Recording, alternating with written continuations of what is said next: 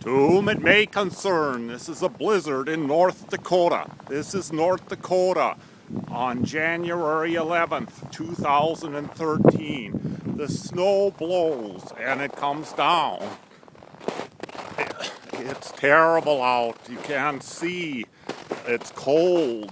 It gets really cold here in North Dakota. So here's a blizzard. You can't see the shelter belt to the south from the property, and it's a total whiteout. It's terrible.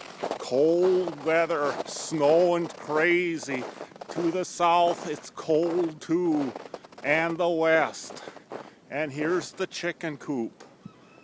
Anyway, it's a blizzard in North Dakota. Bye.